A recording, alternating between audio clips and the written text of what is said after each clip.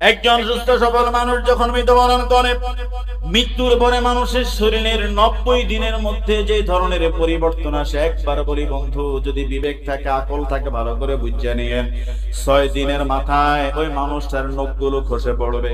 কয় দিনের মাথায়? 6 দিনের মাথায় মানুষের নখগুলো খসে পড়বে। 9 দিনের মাথায় আপনার ও যুবক, আজকে যারা হেয়ার স্টাইল করা ছাড়া তোমাদের জীবন চলে না, ওই পাশ্চাত্যের কালচারে তুমি চুল কাটো, তোমার এই চুলগুলো তুমি মরে যাওয়ার পরে 9 দিনের মাথায় তোমার মাথা থেকে পা পর্যন্ত সমস্ত লোম কোপগুলো ঝরে পড়ে যাবে।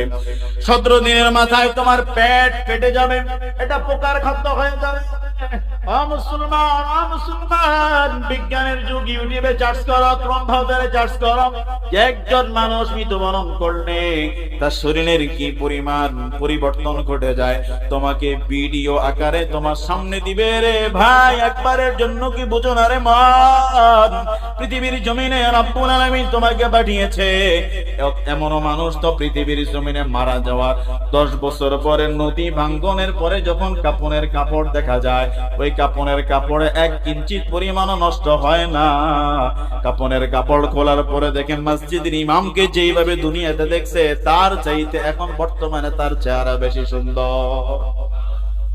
আল্লাহর বিধান মানার কারণে একজন আলেম হোক, রিকশা ড্রাইভার হোক, যেই হোক, রবের বিধান গ্রহণ করার পরে মাটি তার স্পর্শ করে না, 17 দিনে তোমার পেট ফেটে যাবে, পোকামাকড়ের খাদ্য হবে।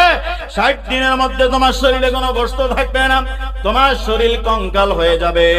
90 দিনের মধ্যে তোমার শরীরের সমস্ত হাড়গুলো আলাদা আলাদা হয়ে যাবে। এবার বুঝে থাকলে বলেন তো মুসলমান, আপনি মৃত্যুবরণ করার দিন থেকে 90 দিনের মাথায় আপনার শরীরের কোনো কিছু কি আর পাওয়া যাবে? আর একটু জোরে বলেন। তাহলে যেই শরীর 90 দিন পরে কিছুই থাকবে না, সেই শরীর দিয়া পৃথিবীর জমিনে অহংকার, মাস্তানি, জুলুম, টেন্ডারবাজি, সাদা ইয়াবা বিক্রি, মাদক বিক্রি, এটা কি আপনার জন্য সাজায়নি?